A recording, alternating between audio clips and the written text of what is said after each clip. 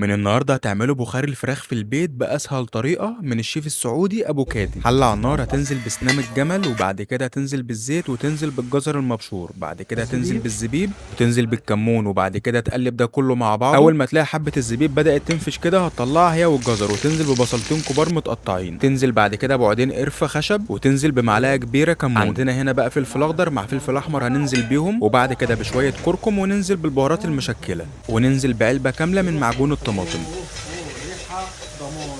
توم. انزل دلوقتي بقى بالطماطم يا جماعه. انزل انزل انزل انزل انزل انزل يا باشا بالدجاج. يبقى على ظهره كده يا جماعه، ماشي. انزل على والله. وننزل بالميه المغليه لحد ما نغطي الفراخ. هننزل بقى بالملح بتاعنا في الاخر، ونسيبها تستوي 3 ارباع سوا عشان هندخلها الفرن تتحمر. بعد ما استوت 3 ارباع سوا هنطلعها نحطها في الصينيه عشان هندخلها الفرن دلوقتي. هنرصها وندخلها الفرن. عندنا بقى الزبيب اللي كان جوه في الحله وهي بتستوي مع الفراخ هنطلعه وننزل بالرز بتاعنا. واول ما ننزل بالرز نعلي النار على الاخر، نسيبها عاليه مثلا 3 دقايق ونرجع نوطيها شويه. وبعد 10 دقايق لقينا الفراخ بتاعتنا اتحمرت في الفرن. بسم الله على بركة الله. حبودين حبودين علوم الزينة.